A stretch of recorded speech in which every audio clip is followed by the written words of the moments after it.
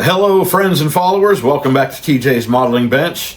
I am back to working on the AMT 125th scale 1963 Chevy 2 Nova station wagon. And this is actually covering 3 different group builds or challenge builds if you prefer. It started out with George Oppenheim's or kitchen table scale models, his screw bottom challenge, the great screw bottom challenge. And then Hobby Dude 007 Mark Batson, he threw out a content creators challenge to take to Acme this year for our channel vehicle, our shop trucks, if you will, although obviously this is not a truck, it's a wagon. Anyway, and then thirdly, and this one's most recent, Kevin Hayes, who you may or may not know on Facebook and YouTube, Kevco, he just started a group build called the Wagon Off. So everybody's building a wagon of some style and some sort, and thought I would jump into that one too since I was already on it. So let me show you what we've got done, and yeah. It's been several months since I worked on this, so I kind of had to refamiliarize myself with where I was at and what I was doing with it. So obviously I have cut out the doors, right? And this is a curbside kit, so the belly pan has the lower engine detail molded into it.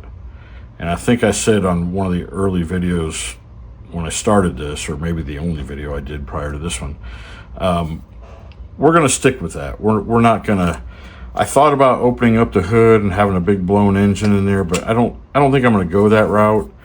But we'll do some painting. I've got some ideas about some painting effects that will give the illusion that that's a big empty space with a big engine in it. So it looks like maybe I tried to delete some brake lines that were molded in, or fuel lines perhaps. There was something there that I deleted as well. Of course, you can see the exhaust is molded in, and there was a piece here, the downturn of the exhaust exit. I cut that out, so I need to fill that hole a little bit so that we can put a proper exhaust on it. And then where I was with the body pan, so we cut out both door sides for the body pan. Those are here. Interior.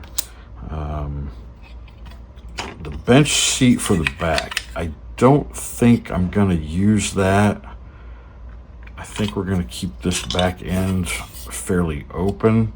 I've got some idea for something we'll be putting into that as well, so we can put the back seat over in the tote.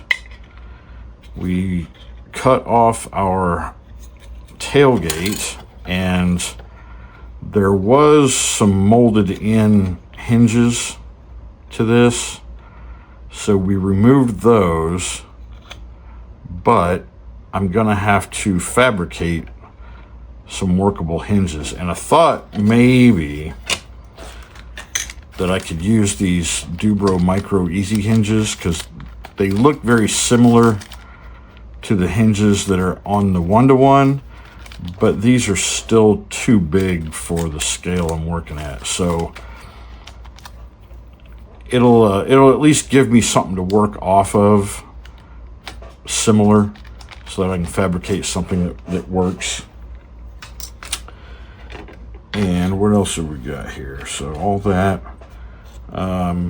Dashboard looks pretty good, pretty plain Jane. We'll do a little bit to dress it up. Not a whole lot. Not a whole lot you can do, really. So, and then if I remember right, there was something about this pillar. All right, so on the door, yeah, that's what it was. Okay, so when the door's in, You've got the window framework before the pillar, and then you've got the back door window framework. But then when I cut it out, it left this space below the pillar. Whereas on the one-to-one, that space, you know, there's subframe in there. So when the door is open, there should be something there. So I have to figure out what I'm going to do to add that back in so that when the doors are open, you know, that piece is there like it's supposed to be. So let me, we'll just quickly kind of lay this in there.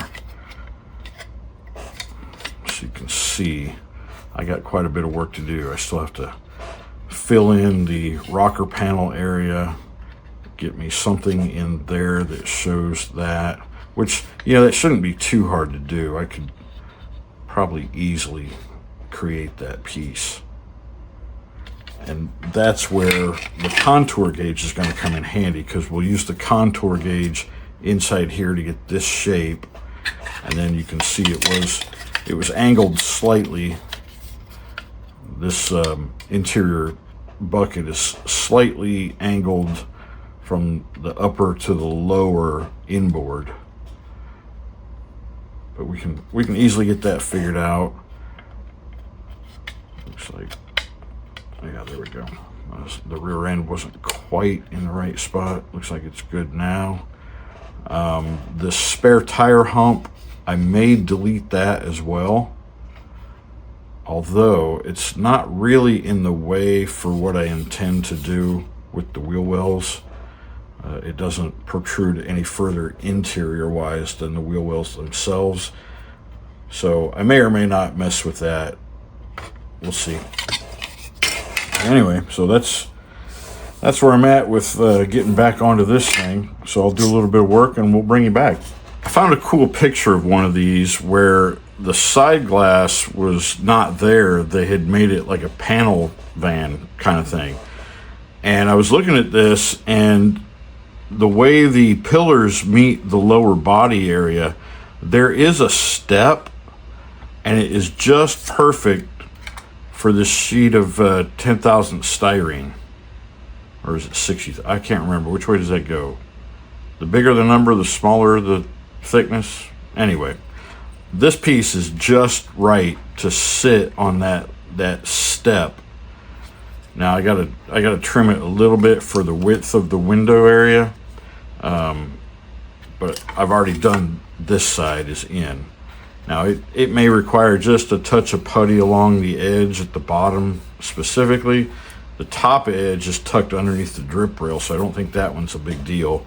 I'm probably also going to fill in the rear door so that it's just a two-door appearance. And then around the back here where it will curve around, I've created a template, and I've never been a sheet metal worker. I've never really done that kind of work, never been trained in it. But, you know, I watched a lot of stuff on Discovery Channel over the years, and I watched guys use cardboard, you know, to lay out a pattern and to come up with the shape they need to fit the corners or whatever it was they were building. So I figured, you know, in a smaller scale, that's easily done with either a sheet of paper, or in my case, I started with a Post-it note where I could lay it in that corner and then kind of trace around it with the pencil and keep refining the shape until I got it right.